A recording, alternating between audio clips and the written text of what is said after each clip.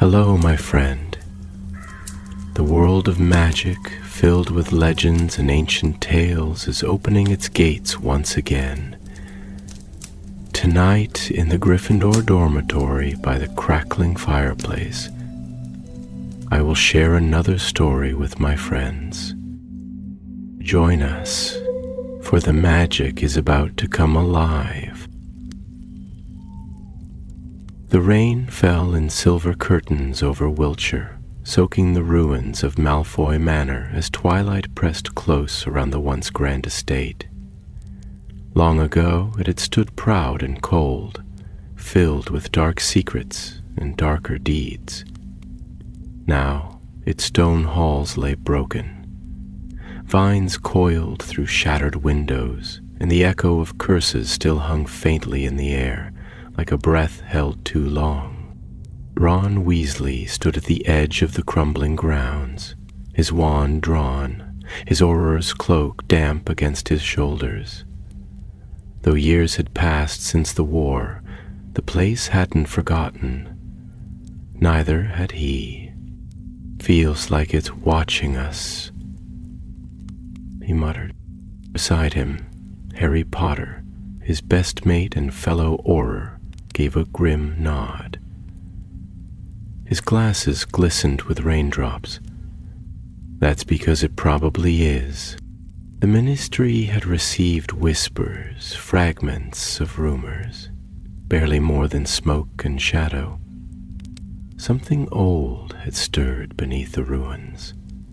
An artifact, powerful, dangerous, possibly connected to Grindelwald himself. And so Ron and Harry had come, not as wide-eyed schoolboys, but as seasoned protectors of peace. They moved through the manor's hollow shell, their boots crunching over rubble and bone-dry leaves. The magic here wasn't loud. It crept, subtle, cunning, a heartbeat under stone. Third magical pulse came from below, Harry murmured, consulting a brass device flickering with faint green light. "There's a passage beneath the drawing room." Ron sighed. "Of course there is. There's always a hidden passage." They found it behind a crumbled fireplace, an old stairwell spiraling down into the earth, black as ink and colder than the night above. Their wands lit with a soft lumos, casting shadows that seemed to flinch as they passed. The descent was silent, save for the slow drip of water and the whisper of magic tightening like thread around them. At the bottom lay a door, iron-bound, rune-etched, and sealed with spells that hadn't been touched in decades. Harry stepped forward. "Ready?" he asked. Ron tightened his grip on his wand. "Let's find out what's worth guarding under a manor full of monsters." With a whispered charm and a slow, grinding groan, the door opened. What lay beyond was not a dungeon nor a vault, but a chamber, a circular hall of black stone, lined with statues whose eyes gleamed with an unnatural light. And at the center, upon a dais of twisted marble, stood a mirror, tall, elegant, ancient. But this was no ordinary mirror. Its surface shimmered like starlight caught in water. Runes curled along the frame, foreign, beautiful, dangerous. And though it reflected the room, it held no image of Harry or Ron. Instead, it showed something else. A battlefield.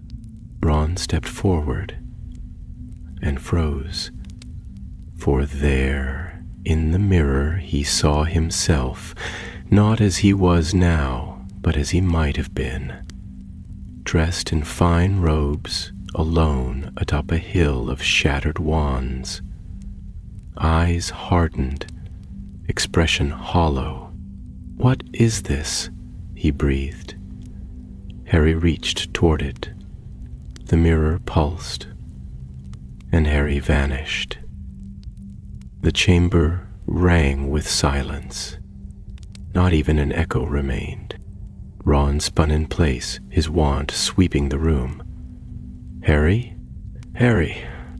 But he was alone. Completely, terribly alone.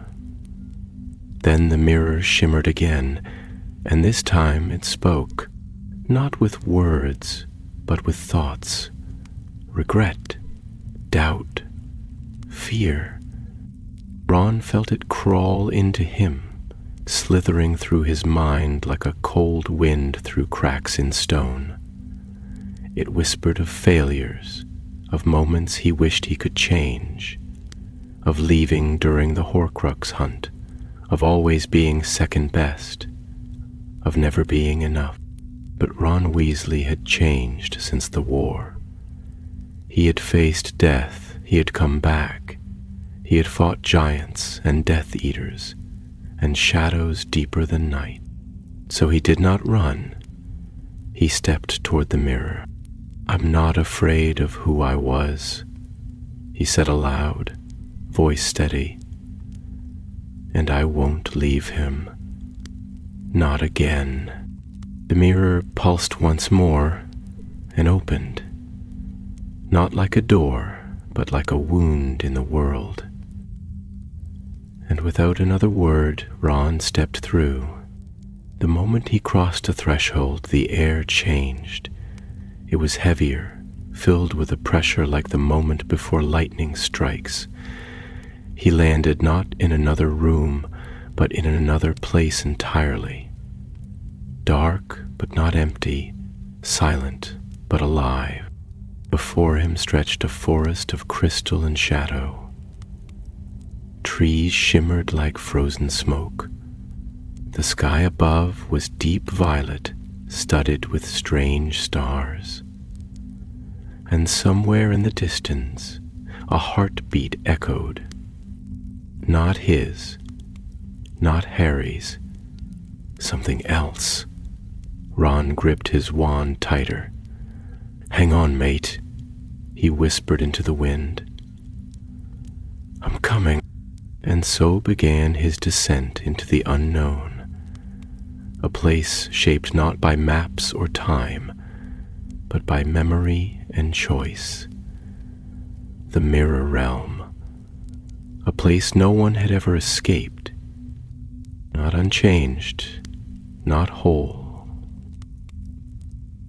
But Ron Weasley had faced monsters before, and this time he would not turn back. Ron moved cautiously, wand held before him, his breath forming mist in the cold air of the strange world he had entered. The forest around him was hushed and spectral, the branches of the crystalline trees swaying without wind, humming softly as if in mourning. The path beneath his feet glittered faintly with flecks of stardust, though no real stars shone down. The sky above, a swirl of twilight colors, hung still and deep, as if painted by some ancient and sorrowful hand. He had no idea where he was or how this realm had been conjured by the mirror, but one thing was certain.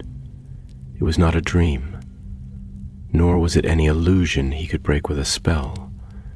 Everything felt too vivid. The sharp edge of the cold, the faint pulse of magic in the air, the soft, constant pressure at the back of his mind, as though something unseen was always just behind him, watching. "Harry!" he called again, his voice swallowed quickly by the silent forest. There was no reply, only the distant rustle of the crystalline trees and the occasional flicker of something moving far off in the gloom. But even those sounds felt off, as though the forest was mimicking real life rather than living it. As he walked deeper, The path curved and dipped through arches of gleaming vines and past still pools that reflected not the world around them, but strange scenes, moments from his past, distorted slightly as if seen through rippling water. He glanced down once and caught sight of himself as a boy in first year, nervously gripping his wand as he faced a troll in the girls' bathroom. Another showed him storming out of the tent during the Horcrux hunt, Hermione crying behind him. Harry saw. He looked away quickly. This was no ordinary trap. The place was built from memory and regret. The mirror hadn't just taken Harry. It had drawn him into something crafted from the deepest layers of the mind, stitched together with threads of guilt and longing. Whatever cursed magic had created this world, it fed on what lay within, not without. And Ron could feel it already working on him. The doubts he thought long buried stirred again, not in words, but in the heaviness of his limbs and the unease in his gut. He pressed on, determined to find Harry and end whatever enchantment this was before it devoured them both. The path eventually opened into a clearing lit by an eerie glow, where a structure stood that made Ron's blood run cold.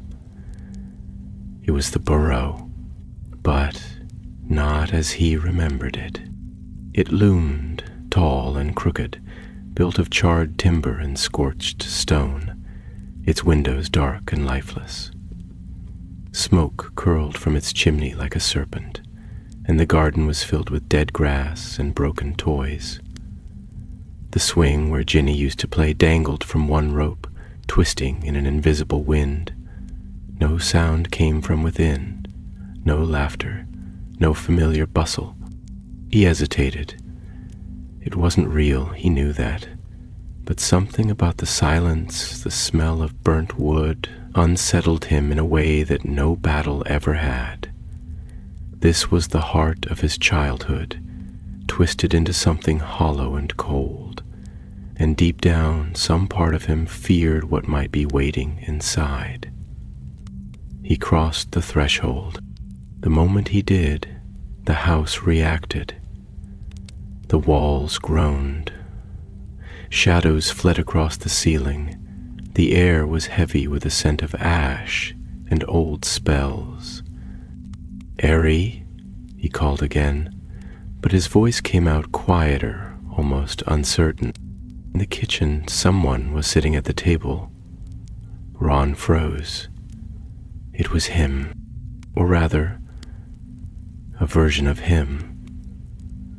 Older, colder, dressed in black, aura robes that bore no insignia. His expression was hard, bitter. A long scar ran down one side of his face. He did not look up. Ron stepped closer, wand raised. "What is this? Who are you?" The other Ron gave a short, humorless laugh. "You know who I am. I'm who you would have been if you'd stayed away. If you'd never come back." "I did come back," Ron said, his voice tight. "I came back because I chose to." "Yes," said the doppelganger, finally lifting his eyes. "But the doubt never left you, did it? You always wondered what would have happened if you hadn't. If you'd stayed away and built your life without being the second name after Potter's." "I don't care about that." "Don't you? Not even a little?" The false Ron leaned forward. "That's what this place feeds on. Not fear, not hate, regret. And you've got a belly full of it." Ron clenched his jaw. "This isn't real. You're just a spell." "No," the figure said, rising to his feet.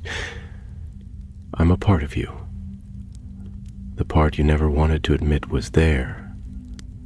And unless you face me, truly face me, you'll never get out of this place, and neither will Harry." Before Ron could speak, the other drew his wand and fired. The spell came fast, red light streaking toward him. Ron ducked behind the table, the spell cracking against the far wall.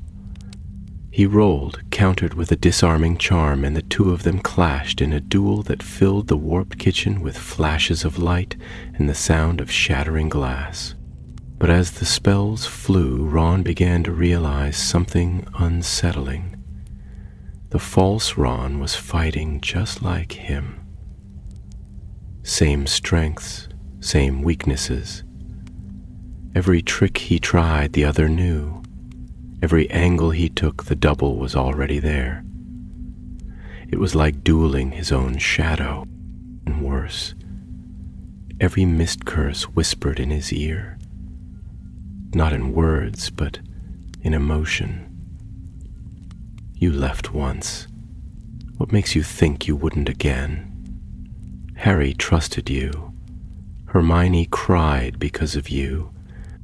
His hand trembled slightly, and in that moment of hesitation, the other Ron struck. The spell wasn't a curse. It was a memory.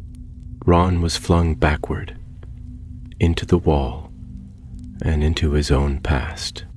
Suddenly, he was in the forest again.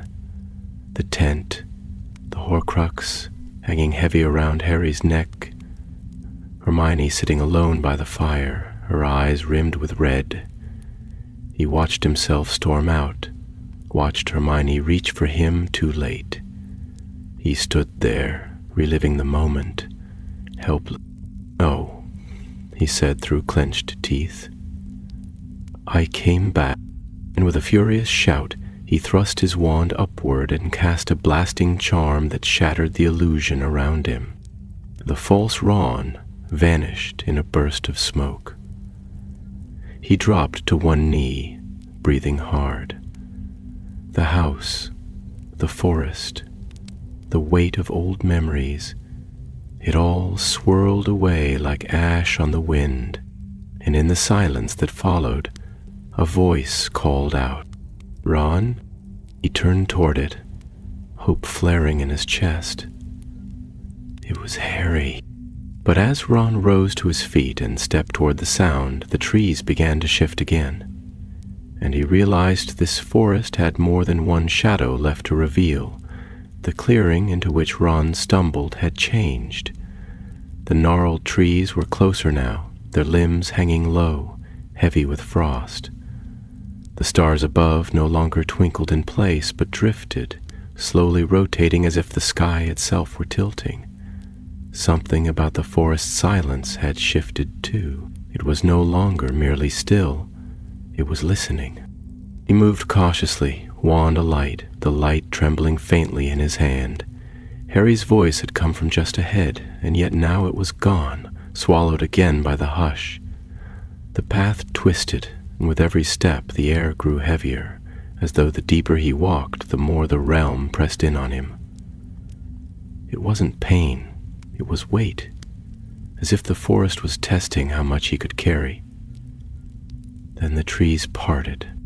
There, in a glade lit by an unnatural moonlight glow, stood Harry Potter.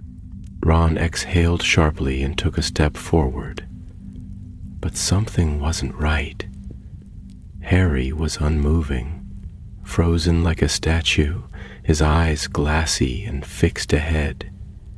He stood inside a ring of old stones, their surfaces marked with the same curling runes that had framed the mirror.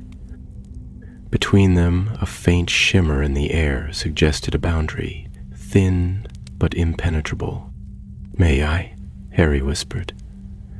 Ron called, voice cracking slightly. Harry didn't respond. He didn't blink. Ron edged closer, the hairs on the back of his neck rising as he stepped to the edge of the stone circle. He could feel the boundary cold, ancient magic humming against his skin. It wasn't a prison built by hand or wand. It was a prison of enchantment, old and clever. He crouched, inspecting the runes. They were unfamiliar, older even than the goblin carvings he'd seen in Gringotts, their shapes elegant but twisted. A warding circle, certainly, but more than that, a siphon. The stones weren't just holding Harry, they were drawing from him. His magic, his mind, perhaps even his memories. Ron rose and looked at his friend again. Harry's wand hung loose in one hand, his lips parted slightly. He looked pale, drawn. Ron pressed his hand to the invisible barrier, feeling the magic spark against his fingers. Whatever this realm was, it didn't just feed on regrets. It used them, shaped itself with them. "I'm going to get you out," Ron said softly, his breath fogging the air. He stepped back and raised his wand, casting a series of diagnostic charms. The magic was subtle, almost slippery, resisting being named. It reminded him of the protective enchantments they'd encountered at Nurmengard, only more alive. This wasn't just cursed magic. It was aware, and it didn't like being disturbed. He tried the simplest spell first, Finite Incantatem. But the energy snapped back with a pulse that knocked him off balance. The barrier rippled, but did not break. He circled the stones, testing each one, searching for a weakness. But the ring held firm. Then something stirred behind him. He turned, wand raised, and saw her. Hermione, but not as he remembered her. This Hermione was younger, maybe 15 or 16, wearing her school robes, her hair wild and tangled as if caught in a wind he couldn't feel. Her expression was solemn, her eyes fixed on him with an unreadable intensity. "Ron," she said quietly, and it wasn't just the voice that unnerved him. It was the way she said his name. As if tasting it, he narrowed his eyes. "You're not real." She stepped closer, and the light bent strangely around her. "I'm real enough to remind you of what you left behind, what you feared." "I've seen your tricks," Ron said, taking a step back. "I faced myself. I'm not falling for another illusion." "But I'm not here to fight," said the false Hermione. "I'm here to offer you a choice." Ron didn't lower his wand. "What choice?" She gestured toward the ring of stones, where Harry remained frozen. "You can try to break the barrier. You can spend hours, days, weeks unraveling the spell. You might even succeed. But every moment Harry stays trapped, he fades, and eventually there won't be anything left to save." "And the other option?" Ron asked warily. "Trade places," she said simply. "Step inside, take his place, let the circle feed on you instead. Regret for regret, it's all it wants, someone who's willing to carry the weight." Ron stared at her, a chill blooming in his chest. "Why would you even offer that?" "Because the mirror chose you," she replied. "Because deep down, you believe it's your fault he's here." He shook his head. "No. I followed him. I came to help. That's not." "Then why do you still hesitate?" she asked, voice sharp. "Why are you still afraid to act?" Ron didn't answer. He turned back to the stones and looked at Harry again. His best friend, his brother in all but blood, the one who had always been there, always carried the heaviest burden, and never once asked anyone to do the same. He had nearly walked away once, left him alone. Not this time. Ron clenched his jaw and looked over his shoulder. The false Hermione had vanished, as if satisfied that the seed had been planted. He turned back to the circle and stepped forward. The moment he crossed the invisible boundary, he felt the magic close around him like water sealing over a diver. It was cold and vast and ancient. 1,000 regrets rushed through him. His fears, his doubts, every moment he had wished he'd been braver, smarter, more important.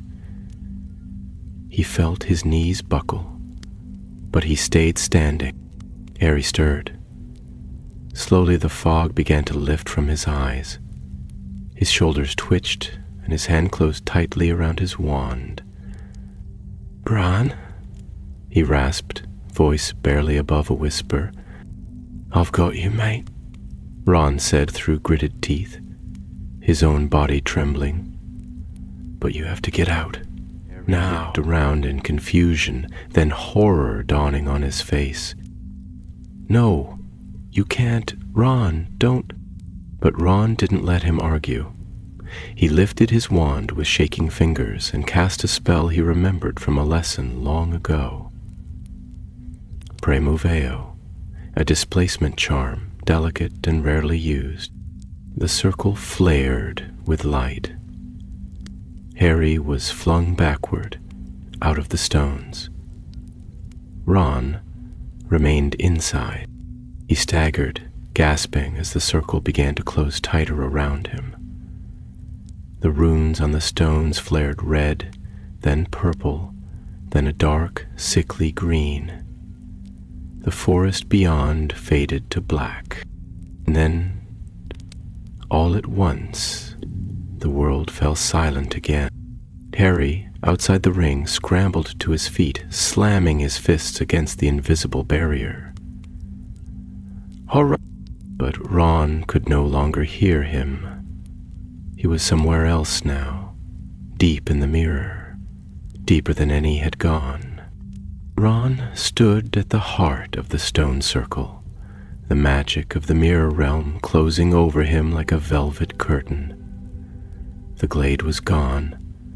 The trees, the sky, even the stars had vanished, replaced by an expanse of gray mist and shifting shadows. The ground beneath his feet no longer crunched with frost, but pulsed softly, like something alive, a slow, breathing rhythm that echoed in his bones. He was not alone. He could feel it almost immediately, something moving just beyond the edge of his sight, too swift to be seen clearly, too quiet to hear, yet unmistakably present. Whatever this realm was, it had depth and hunger and patience. It didn't leap. It lured. Ron's wand hand twitched, but he held it firm, listening. In the distance, voices murmured. A low chorus like wind through ruined walls, the words indistinct but filled with tone. Some seemed familiar. A shout from a Quidditch pitch, the call of his mother from the Burrow Garden, the shriek of Bellatrix Lestrange. Even his own voice, cracking with doubt, whispering in the darkness of the tent when the Horcrux had weighed on him too long. He walked forward, the mist swirling in delicate whirls around his boots. There was no path to follow, but something in him knew which direction to go, as though the place pulled at the very thread of his thoughts. The deeper he stepped, the more the mist changed. Shapes began to form, not full bodies, but fragments. A hand, a profile, a pair of watching eyes. They faded before he could truly see them, like memories caught just before waking, and then a head. A light appeared. It was faint and golden, flickering like candle flame behind a pane of stained glass. As he drew nearer, the mist began to part, revealing a hallway that could not possibly exist, arched, grand, with walls of gray stone and great iron sconces that held no flame. The light came not from them, but from a single door at the end, made of dark wood and bound in brass. Upon it was a name, etched in curving letters that shimmered faintly in the gloom. Ronald Bilious Weasley. His breath caught. He stepped forward slowly, hand trembling as he reached for the handle. The moment his fingers touched the brass, a wave of emotion surged through him. Fear, yes, but also something stranger, more intimate. It was the sense of standing before a mirror not of glass but of self, and knowing it would not lie. He opened the door. Inside was a room unlike any he had ever seen. It was round and domed, with a ceiling painted in constellations he didn't recognize. The walls were lined with tapestries showing moments from his life, but not as they had happened. They were twisted, changed. In one, he stood beside Harry and Hermione, but they were in the background and he wore a crown. In another, he walked alone through Diagon Alley, ignoring the pleas of his brothers. In yet another, he sat at the Burrows' kitchen table while the rest of his family faded into shadows behind him. At the center of the room stood a tall, black-framed mirror, far grander than the one that had brought him here. This one had no inscription, no base, no dust. Its surface shimmered with a deep blue glow, like moonlight on water, and as Ron stepped closer, it began to change. He saw himself, but not as he was. The reflection showed a version of Ron older than he could imagine, powerful, regal even. He wore crimson robes trimmed with gold, his wand tucked into a sash heavy with metals. People bowed to him as he passed. His face bore confidence, certainty, even something like authority. Yet his eyes were not kind. They were cold and alone. The reflection raised its head and looked directly at him. Ron took a step back. I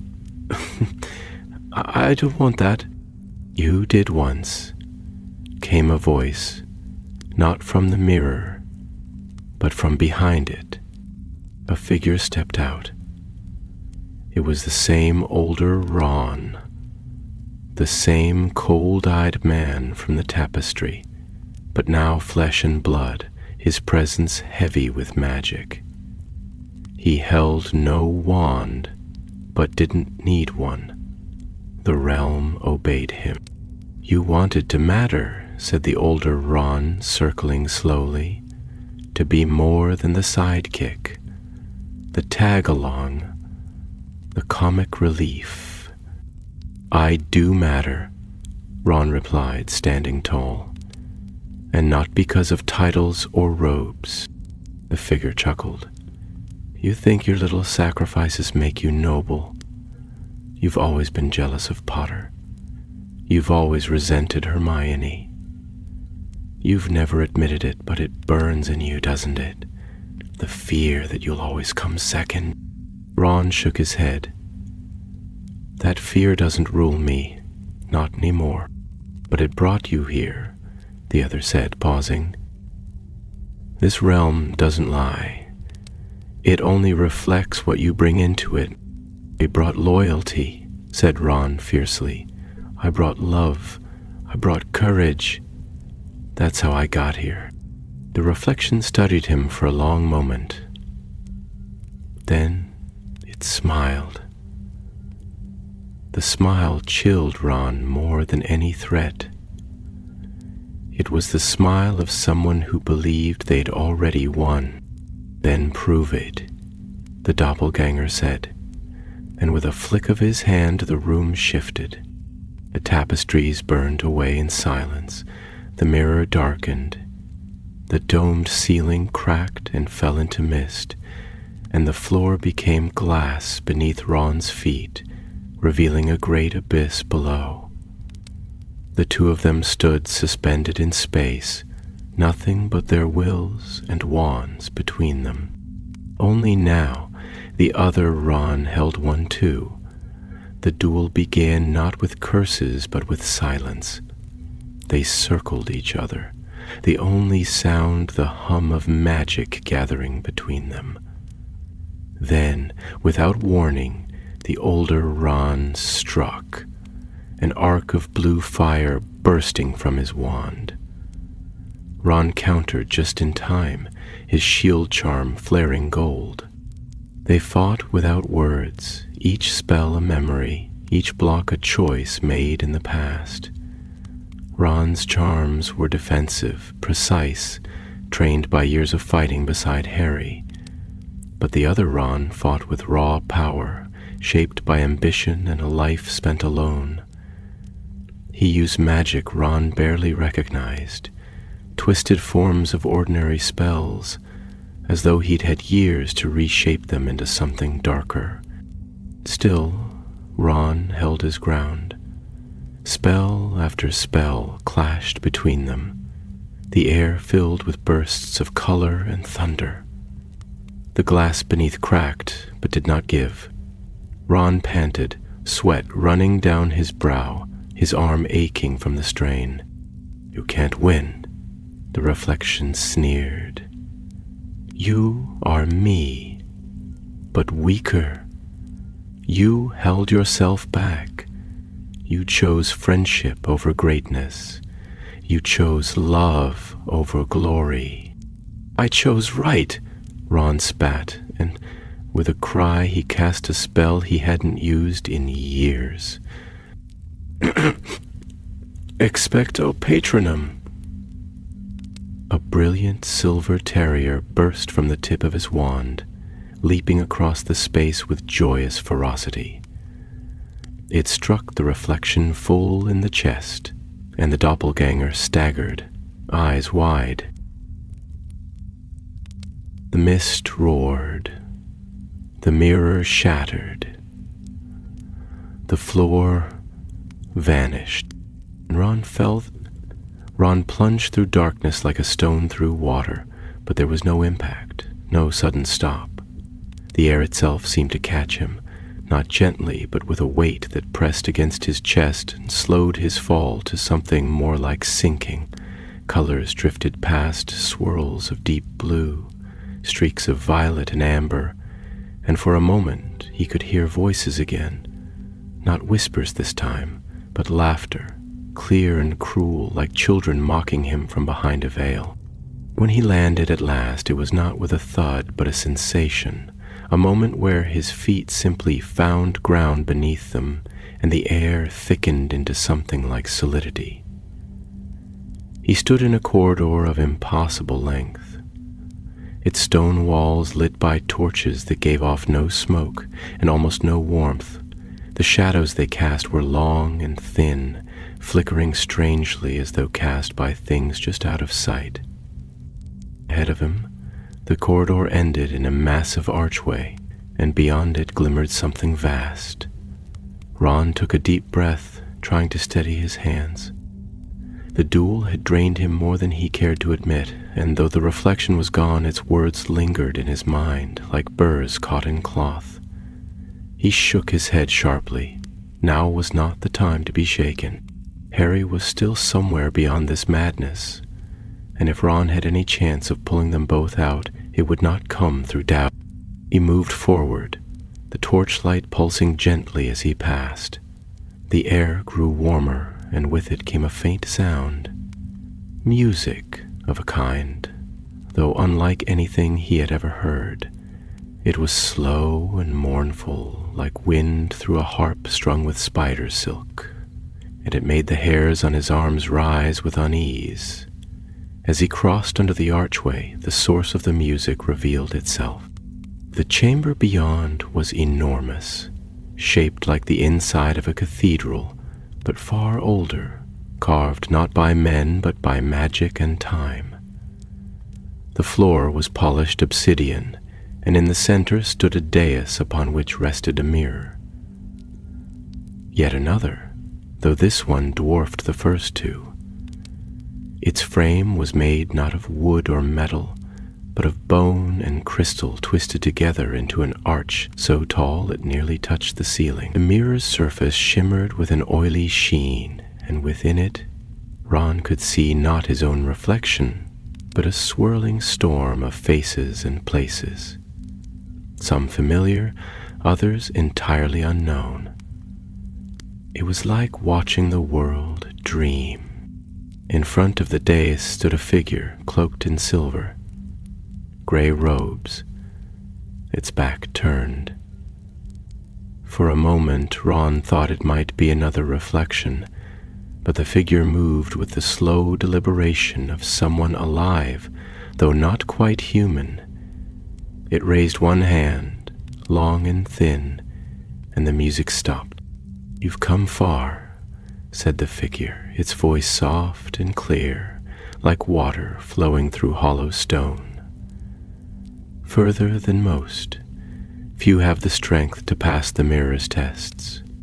Ron's wand remained at the ready, but he didn't lift it. The figure didn't seem hostile, at least not yet. "Who are you?" he asked warily. "Are you the one behind this?" "I am what remains," the figure replied, turning slowly. It was not a man.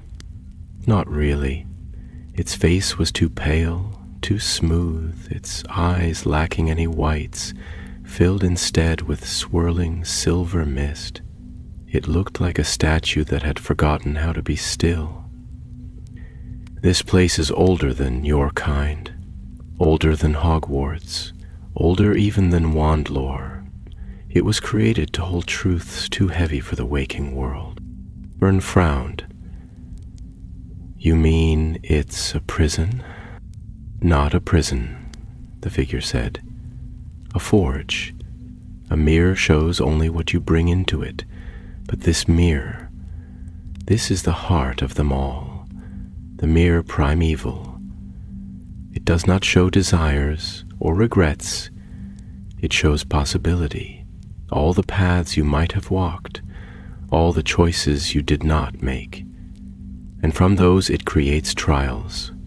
Most who enter never return." "But Harry," Ron took a step forward, "he didn't come here by choice. We found a cursed mirror under Malfoy Manor. It dragged him in. I followed." The figure tilted its head slightly. "The manor holds remnants of many dark things. But the mirror is no curse. It is a gate, and once opened, it must be closed from within." "Then tell me how," said Ron, voice growing firmer. "Tell me how to get him out." The figure studied him for a long moment. Then, to Ron's surprise, it stepped aside, gesturing toward the great mirror behind it. "Then enter. Face the final possibility." Ron's grip on his wand tightened. "What does that mean?" "It means the mirror will show you the life you never lived but could have. The one path that, if taken, would have changed everything. You must confront it, accept it, and let it go. Only then will the gate release its hold. If you fail, you will remain here like the others, half-forgotten echoes, wandering forever." Ron hesitated. A life never lived. He thought of what the last reflection had said, the crown, the robes, the fame. But he had already faced those fears, hadn't he? Still, he stepped toward the mirror. The surface darkened as he approached, turning from silver to deep black, then igniting with images. He saw the burrow, but not as he remembered it. It was grander, polished, full of strange, wizarding luxuries. He saw himself, taller, more confident, dressed in fine robes, his wand flashing in front of crowds who cheered his name. Harry and Hermione were there too, but distant, their lives apart from his. He had not returned during the Horcrux hunt. He had gone abroad, trained with curse breakers, won duels, earned glory. He had everything he'd ever said he wanted when he was younger, and yet, in every image, he was alone, not hated, not exiled, just alone. The mirror pulsed softly. He heard a voice, not spoken aloud, but inside his head, as if the mirror itself whispered, "Would you take it back? Just one moment changed, the glory is yours, the pain forgotten, the name remembered." Ron closed his eyes. He thought of the tent, of the silence between him and Hermione after he returned, of the way Harry had looked at him, no words needed, of the battle at Hogwarts, the way they had fought together, the laughter they shared after the war ended, the life that had grown from broken pieces. He opened his eyes and spoke, voice steady. "No, I wouldn't trade it. Not for anything." The mirror began to crack. Thin lines of light spread across its surface, and a hum rose from the chamber like a great breath being drawn in. The figure at the edge of the dais lowered its head in something like a bow. "You have chosen." With a sound like ice shattering across a lake, the mirror exploded into a storm of silver shards, and light filled the chamber, blinding and pure. Then, silence, and the world shifted again. The light faded slowly, not all at once, but in layers, like sunlight retreating behind thickening clouds. Ron blinked against the brightness, his eyes watering as the whiteness peeled away into color and form. For a moment he felt weightless, suspended between time and place, as though he had not returned but been unmade and reassembled. Then the ground came back beneath his feet, solid and earthy, and he realized he was standing in a field, a real one, not shaped from mist or memory, but grass and wind and sky. It was morning. A pale golden light bathed the field, and a breeze tugged gently at his cloak. Birds wheeled overhead, their cries distant and real, and the scent in the air was sharp and living. Wet earth, grass, and wildflowers. For a heartbeat, Ron wondered whether he had truly escaped, or if the mirror had merely conjured another illusion, softer than the others, but no less treacherous.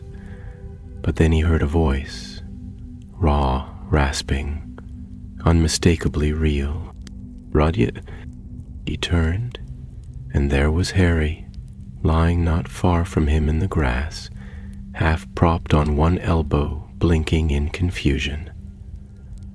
His glasses were askew and his robes were torn at the shoulder, but his eyes were clear and his voice, though hoarse, held the same stubborn warmth Ron had known since they were boys. Ron moved without speaking and helped him to sit upright. They both sat in silence for a few breaths, the wind passing over them like a hand smoothing wrinkled cloth. Then Harry gave a small, weary laugh. "We made it, didn't we?" he said, though his tone suggested he wasn't entirely sure. Ron nodded, the motion stiff from exhaustion. "I think so. Unless this is another trick." Harry looked around. "If it is, it's doing a good job. I smell dirt. I can feel the sun. I can breathe." He let out a long breath and ran a hand through his tangled hair. "What happened in there?" Ron didn't answer immediately. He glanced toward the horizon, where the ruins of Malfoy Manor rose in the distance, far off and gray against the light. Somewhere beyond that would be the mirror's frame, shattered, its magic finally spent. He wasn't sure how they had returned to this spot, only that they had. The forest, the circle, the silver-edged figure, everything behind the final mirror had vanished like smoke in the wind. "I think it wanted us to forget who we were," Ron said at last. "Wanted us to doubt who we are. But we didn't let it." Harry was quiet a moment, then gave a tired nod. "You pulled me out. You'd have done the same." "I have done the same," Harry said, and a ghost of a smile touched his face. "Several times, if I recall." Ron gave a soft laugh, though it lacked real humor. His hands still trembled slightly, and the memory of that final mirror, the version of himself alone and celebrated, with no friends, no laughter, no love, lingered more than he liked. The choice he had made felt final, not in a magical sense, but in a deeper, more human way. He had seen what he might have become if he had walked away that day in the tent. And though he did not regret returning, the truth of that other possibility would never leave him. It would remain, not as a haunting, but as a reminder. They rose together, leaning on each other for balance. Neither spoke for a while as they walked across the field. Their boots crunched on gravel as they reached the edge of the manor grounds, and here the sunlight seemed thinner, the air sharper. They paused at the place where the broken stones marked the entrance to the underground passage. Harry stopped and looked down at the scattered debris. "The Ministry will want to seal this off," he said quietly. "No one should ever find their way in again." Ron gave a curt nod. "Too dangerous." Harry looked at him sidelong. "You all right?" Ron didn't answer immediately. He watched a pair of crows circle overhead before speaking. "Yeah, I think I am. Just feels strange knowing what could have been. Seeing it, that version of me. He had everything he thought he wanted, but he didn't have us." Harry smiled faintly. Then he didn't have anything worth keeping. They shared a look, simple, unspoken, forged by fire and years and loyalty that had withstood even the mirror's deepest trials. Then they turned and walked down the slope toward the path that would lead them back to the Ministry, to reports and explanations and, eventually, home. The realm of the mirror was behind them, but Ron knew its memory would never entirely leave. It would live in dreams, in quiet moments, in the things left unsaid, but it would not break him. He had gone to the edge of himself, faced a truth he had never dared name, and had chosen the harder road, the right road.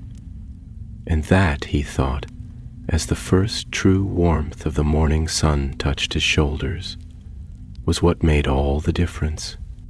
By the time they reached the edge of the wards surrounding Malfoy Manor, the light had grown stronger, stretching long golden beams across the grass and catching on the scattered debris of the once great estate.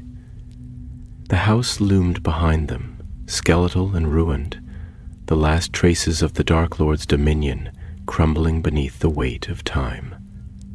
Neither Ron nor Harry spoke as they approached the Ministry's emergency outpost, stationed in a copse of ash trees just beyond the main gates. Aurorers in midnight dew robes moved briskly between enchanted tents, sending scrolls through the flue and reinforcing anti-apparition barriers. But when they caught sight of the two wizards emerging from the fields, all movement slowed. A tall, stern-looking witch with graying hair stepped forward. She was flanked by two younger Aurors, both of whom looked stunned at the sight of Ron and Harry returning in one piece. The witch gave them both a curt nod and gestured to a nearby tent. "Potter, Weasley, you've been gone 40 hours. Get in. You've a report to give, and we've questions." Inside the tent, the air was thick with the scent of parchment and potion vapor, and as they sat down across from a magically scribbling quill, Ron felt the weight of the past 2 days settle into his bones like cold. They gave their account in turns, Harry explaining how the mirror had activated when he drew near it, how he'd felt himself being pulled, not by a spell, but by something deeper, older, more like instinct than enchantment. Ron spoke with less detail, choosing his words carefully, omitting the visions that had unsettled him most. He said nothing of the voice that had offered him power, nor of the shadow self who had worn his face and cast spells like a duelist born in darkness. Some truths, he thought, were better kept quiet, not because they were shameful, but because they belonged only to the one who had lived them. The witch, whose nameplate identified her as Auror Thistlewick, listened without interrupting, her quill scratching steadily behind her. When they had finished, she folded her hands, her sharp gaze flicking from Harry to Ron. "We'll see that the site is sealed, whatever that mirror was, whatever realm it connected to. It's not something we'll let anyone else wander into.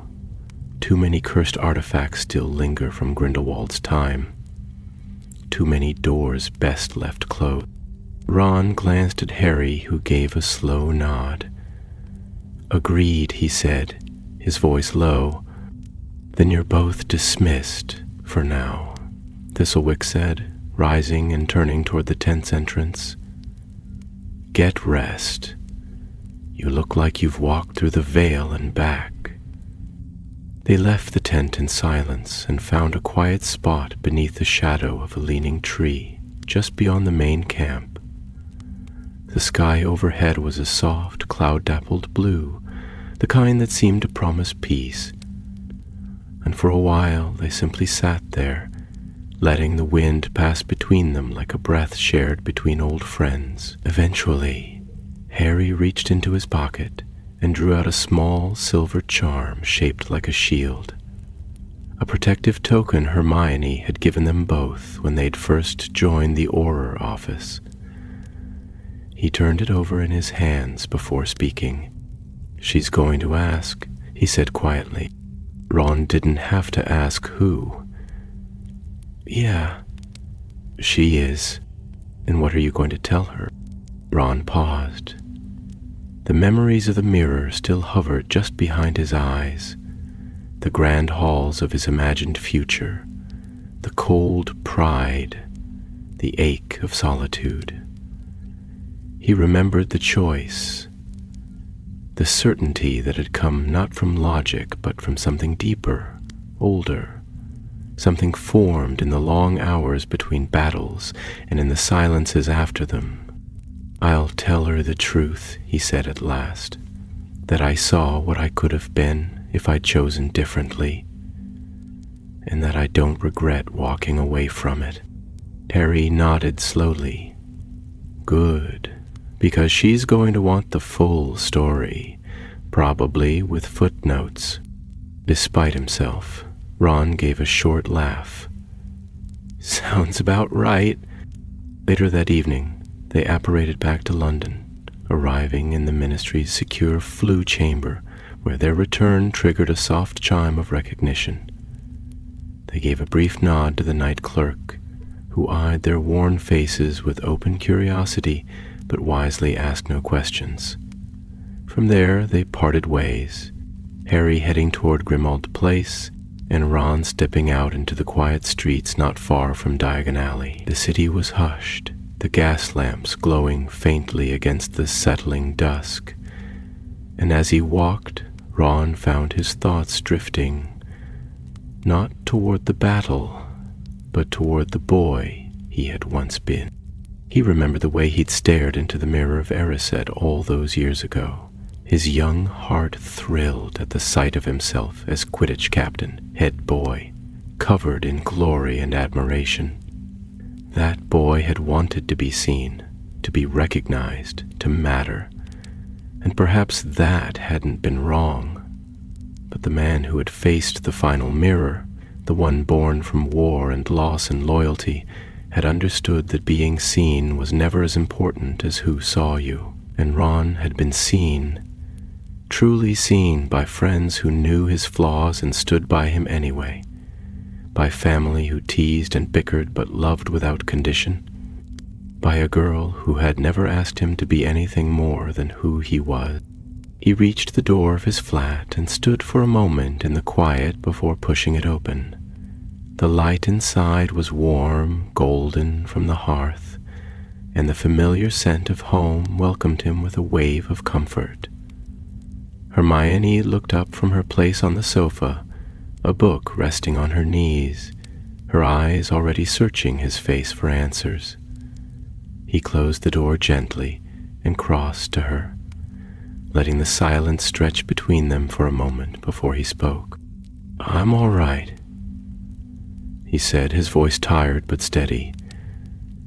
"It was bad, but I came back." She rose and wrapped her arms around him, and he let her, resting his forehead against her shoulder, the weight of the mirror and its truths slipping from him like a cloak shrugged off at the end of a long journey. For tonight, there would be no need for stories or explanations, only warmth and quiet, and the knowledge that he had returned from the edge of himself and found the world waiting still. In the days that followed, Ron tried to return to the ordinary rhythm of life, but something beneath the surface had shifted.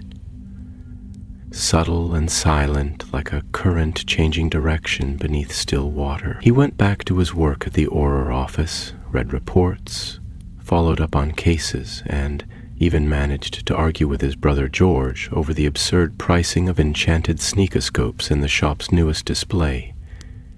Yet everything seemed to carry a strange weight, as if the world had tilted ever so slightly off its axis and had not yet righted itself. Hermione noticed it too. She never pressed him with questions, though he knew she had them, hundreds, maybe more. But instead she gave him the space to speak when he was ready. She would leave books beside the bed in the evenings, not on magical theory or defensive spell work, but old stories from their Hogwarts days. Tales of enchanted forests, mischievous house elves, and charms gone wrong in spectacular ways. Ron recognized the gesture for what it was. An anchor, a thread to pull him back towards steadiness, and he was grateful in the quiet way he'd always been when it came to her. It wasn't until nearly a week after their return that Harry sent word, asking Ron to meet him at the old Quidditch pitch outside Ottery St. Catchpole.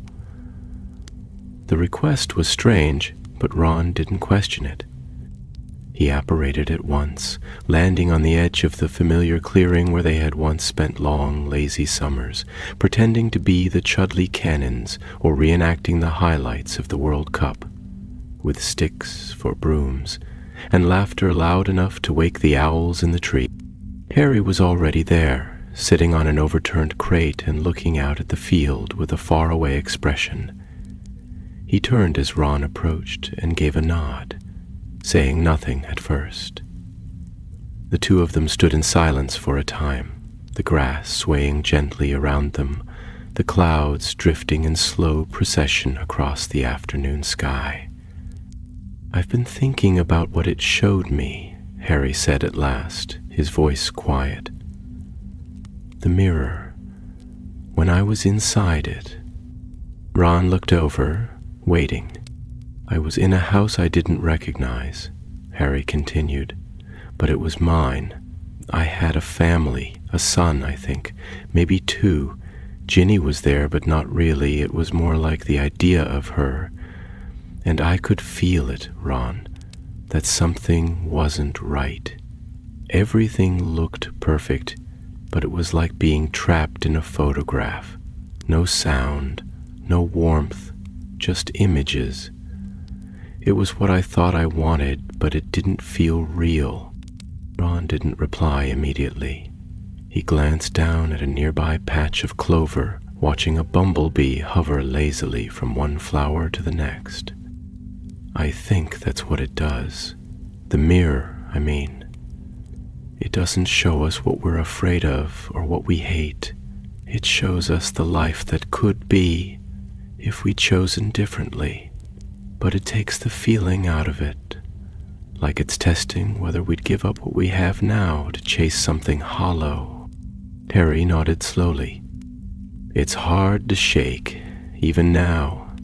I keep wondering, what if I'd stayed in there? Would I have noticed the difference in time, or would I have just drifted, thinking I was happy? You'd have noticed, Ron said.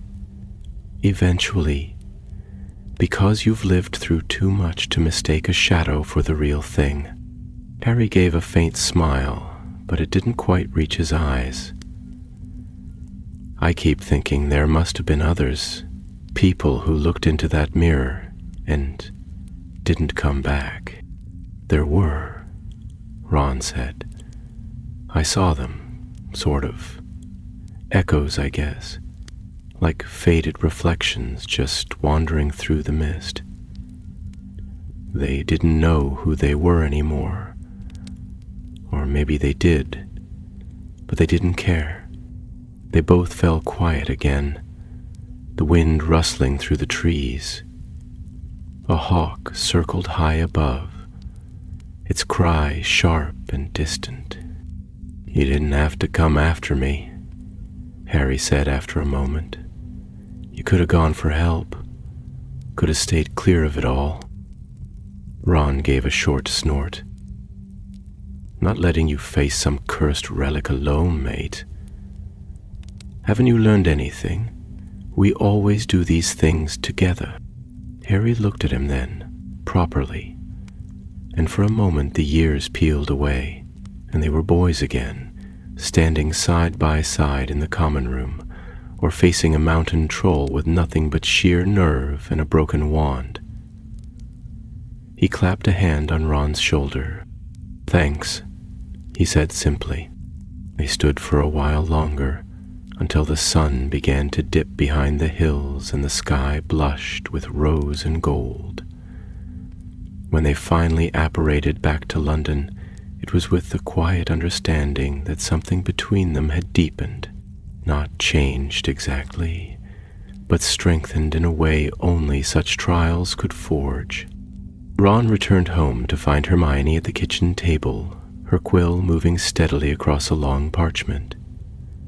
She looked up when he entered and offered a soft smile, the kind that warmed more than fire whiskey ever could.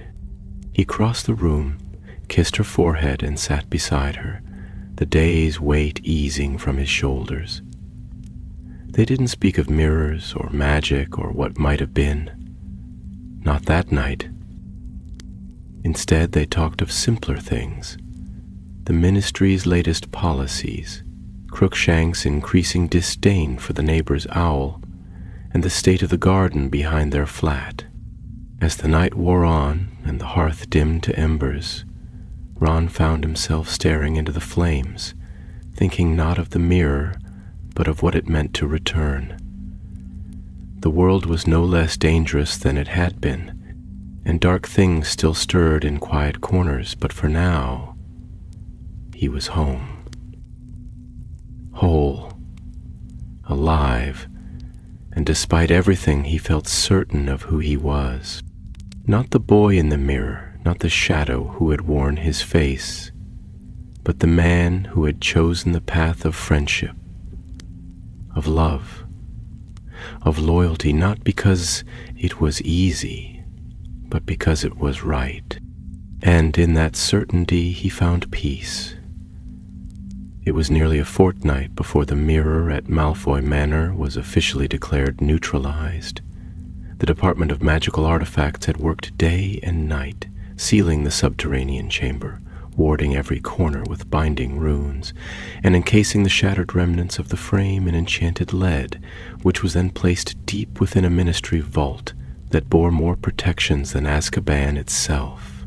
Still, whispers fluttered through the corridors of the department. Rumors that the mirror's core, its heart of vision and memory, had not been destroyed, merely broken, and that its power might one day seep through even the tightest wards. Ron didn't put much stock in those tales, but he didn't dismiss them entirely either. Magic that old rarely vanished. It simply changed its shape and waited. Meanwhile, life resumed its familiar rhythm. The Auror office turned its attention to a spate of illegal time-turner relics surfacing on the black market. Harry was asked to guest lecture at Hogwarts on magical defense, and Hermione continued working late into the night on a proposal for expanding the rights of magical creatures in wizarding courts. Yet despite the ordinary chaos of their lives, there was something unspoken in the way they looked at one another these days. An awareness, shared only by those who had crossed a threshold together and returned changed. It was during one of these quiet evenings, as Ron sat at the kitchen table with a butterbeer in hand and a half-finished chessboard before him, that a letter arrived by Ministry Owl. The envelope was thick and parchment-colored, sealed not with wax, but with an embossed emblem of an open eye surrounded by stars. Hermione, who had just come in from the garden, paused when she saw it. "That's not a ministry crest," she said, setting down her watering can and stepping closer. Ron turned the envelope over in his hands. The script was neat, formal, but unfamiliar. He broke the seal and unfolded the letter, scanning the contents quickly. As he read, his brow furrowed. "What is it?" Hermione asked. "It's a summons," Ron said slowly. "Sort of. From a place called the Vault of Echoes. Says it's a Department of Mysteries off-branch. They've asked me to report in person. About the mirror." Hermione reached for the parchment and read it through, her eyes narrowing in concentration. "I've heard of the Vault," she murmured. "It's not part of the main department, more of a research enclave. Very secretive. They don't contact field Aurors unless something's unusual." Ron leaned back in his chair, rubbing the back of his neck. "Great. That's just what I need. More unusual mirrors." Hermione gave him a look, half amused, half exasperated. "They probably just want to ask about what you saw, about what the mirror showed you. Or they want to know why it reacted the way it did," Ron muttered. "Why it cracked, why it let us go." Kedden said what he was thinking, that maybe the mirror hadn't let them go. Maybe it had let him go. Or perhaps, more unsettling still, it had chosen him for something. 3 days later, Ron stood before the great black door of the Vault of Echoes, hidden deep beneath the Ministry's lowest levels, further even than the Department of Mysteries. The corridor leading to it was narrow and silent, its torches unlit, the air cold with the kind of chill that clung to your bones and didn't let go. When he placed his hand against the door's surface, a whisper of magic stirred and the metal dissolved soundlessly, revealing a chamber beyond. The Vault of Echoes was unlike any place Ron had seen before. It was vast, domed like a cathedral, but with walls made entirely of enchanted glass. Within those walls moved images, reflections, memories, and moments from across the wizarding world. He saw flashes of Hogwarts, of the ministry atrium, of distant lands lit by strange suns. In the center of the chamber stood a circular platform, and upon it 3 figures waited. They wore deep violet robes embroidered with silver thread, and their faces were hooded. One of them stepped forward as Ron approached. "Ora Weasley," the figure said, voice neither male nor female, but distant and musical, as though speaking through water. "You have walked the mirror path. You have survived the trial of possibility. We have questions." Ron folded his arms, uneasy. "I figured." "You were shown a reflection," the figure continued. "A life you did not choose. Most who are drawn into the mirror do not return. Some lose their sense of self. Others forget the truth. You did neither. I chose to leave." Ron said simply, "I chose what I have now." "That is the point," said the second figure, stepping forward. "The mirror does not let go. It must be convinced. You convinced it. That has not happened in nearly 200 years. Ron blinked. "I didn't do anything special." "On the contrary," said the third figure, the smallest of the 3. "You did what few can. You knew who you were. That is rarer than magic itself." They led him to the platform and asked him to describe what he had seen. Every detail, every emotion, even the spells he had cast during the duel with his shadow self. The questions were precise, not invasive, but thorough, and he answered as best he could, though some things were hard to put into words. He spoke of the chill in the mirror realm, the voices in the mist, the feeling that time bent sideways the longer he stayed. When he mentioned the silver-eyed figure, the hooded ones exchanged a glance. "There are beings," said the first, "that dwell between thoughts and dreams, drawn to the energy of decision. That is what the mirror channels. Not illusion, but potential." "And what happens to the ones who fail?" Ron asked. "They become reflections," said the second softly. "Echoes, trapped between selves, neither living nor lost. You saw them, you heard them. They are still there." Ron was quiet for a moment, then asked, "Is it over?" The figures looked at one another, and then the first spoke again. "For now. But power such as the mirror's does not vanish. It will wait, and if it stirs again, it may not choose so kindly." When Ron left the vault, his thoughts were heavy, but not afraid. He had stood at the edge of his own soul and chosen the harder path, and while he didn't know what might come next, he knew that when the time came, he would choose again, just as he had before. The days slipped by like pages in a well-thumbed book, each filled with small, ordinary moments that slowly wove the quiet fabric of Ron's return to normal life. Yet, behind the familiar rhythm of ministry work and warm evenings with Hermione, the memory of the mirror lingered like a faint scar, not painful, but always present.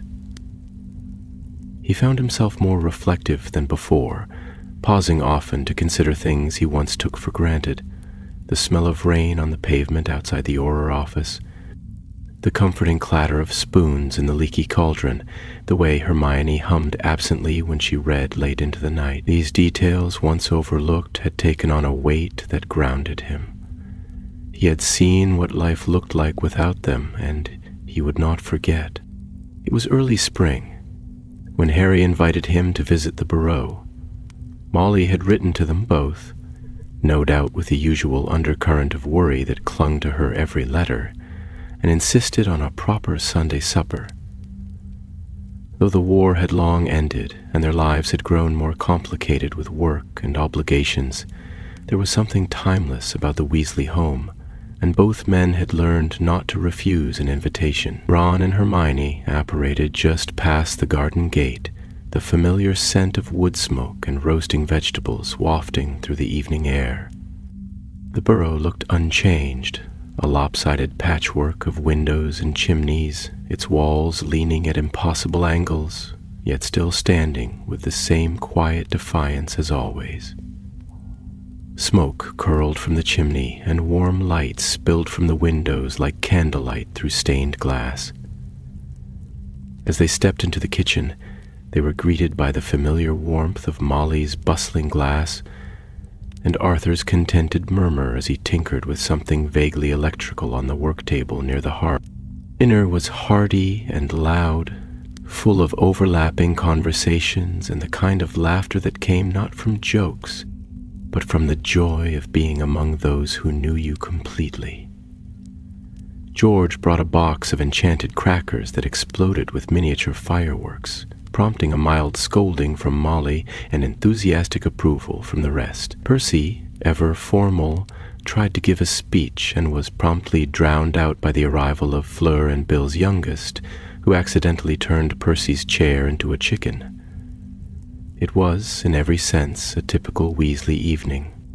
Later, as the younger children drifted off and the table was cleared, Ron found himself alone on the back step, staring up at the night sky.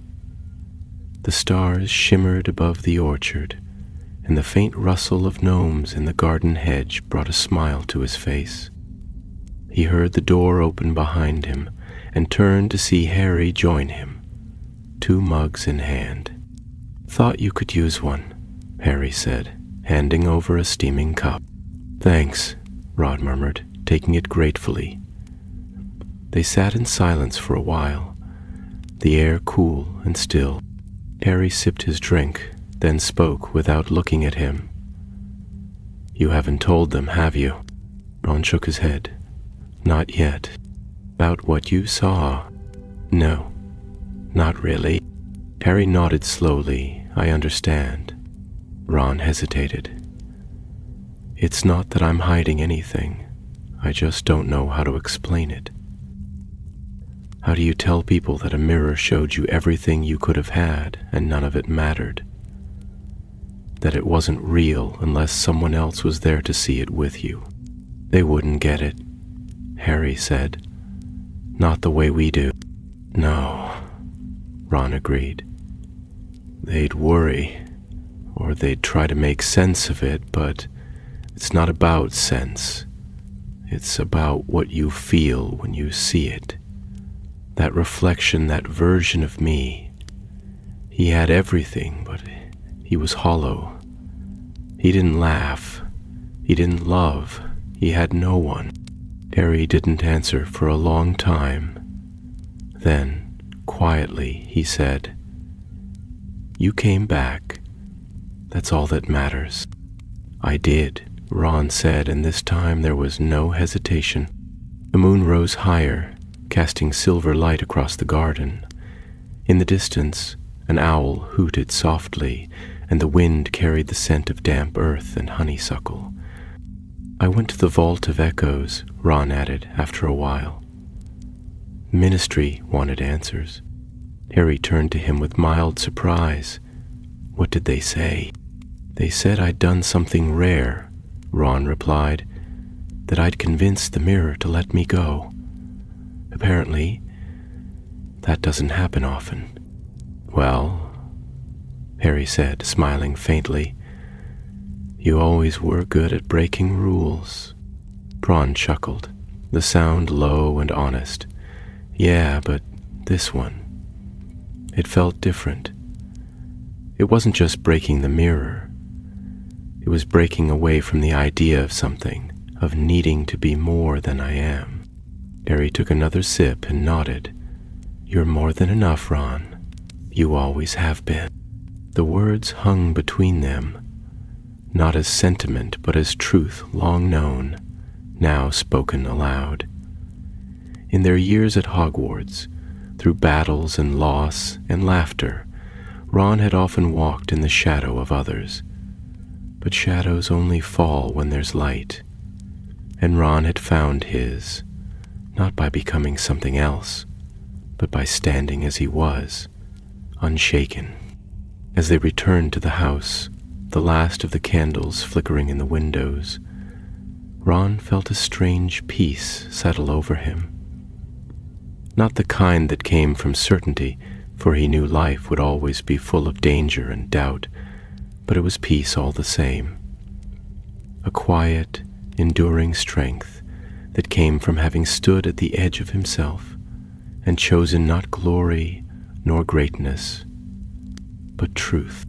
Spring deepened into early summer, and with it came longer days and the gentle hush of warm evenings filled with drifting pollen and the lazy buzzing of bees. Life, for all its strangeness and shadows, carried on. The mirror at Malfoy Manor faded into the background, its memory kept safe in the minds of a few and recorded in a file buried so deep within the Ministry archives that even most unspeakables would never read it. Ron didn't ask what had become of the fractured shards or the warded chamber in the Vault of Echoes. He had no desire to see them again. He had faced the mirror and passed its test, but he had no interest in walking those halls of mist and memory a second time. At the Auror office, assignments came and went with the usual rhythm. There were smugglers operating out of Nocturne Alley, a nest of night vipers discovered in the rafters of an abandoned theater, and an alarming incident involving a cursed pocket watch that had reversed the memories of half a Department of Magical Transportation team. Amidst the chaos, Ron settled into a routine that was steady, if not always quiet, and found a surprising comfort in the work. He didn't crave glory or recognition. Those things belonged to the boy in the mirror. But he took satisfaction in the small victories. The cursed object safely contained, the frightened witch calmed, the younger Auror given a bit of guidance when the world seemed too strange to stand. One morning, as he sorted through the usual stack of parchment awaiting him at his desk, he came across a folded note marked with a simple seal, an open book above a wand, the sigil of the Hogwarts staff. He opened it and quickly recognized the fine, steady script of Professor McGonagall. The message was brief, characteristically direct. Mr. Weasley, I am requesting your presence at Hogwarts to speak with our 7th year Defense Against the Dark Arts class on the subject of magical resilience, particularly the psychological effects of exposure to powerful enchantments and the recovery of self after magical trauma. I believe your recent experience would be of exceptional value to the students, and I trust you will speak with honesty and care. With respect, Minerva McGonagall. Ron stared at the letter for a long moment, unsure how to feel.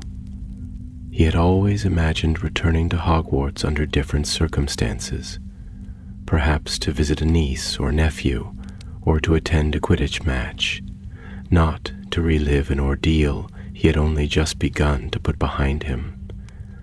But there was something in McGonagall's words that struck him. She wasn't asking him to glorify his trial or to lecture about strength. She was asking him to share the truth, to offer those younger than him a glimpse of what lay beyond the kind of magic that didn't just wound the body, but reached deep into the soul. So he went. The castle greeted him like an old friend, its towers looming proudly over the lake, its flags rippling in the breeze. Inside, the corridors smelled just as they had years ago, waxed stone, parchment, and a faint trace of pumpkin juice. He passed portraits that nodded in recognition, and ghosts who drifted silently past, too polite to stare.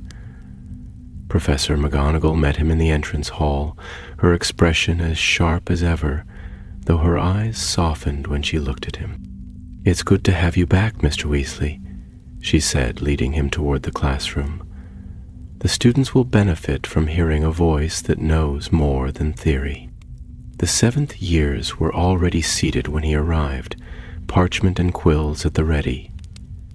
The classroom was smaller than he remembered, or perhaps he was simply taller now.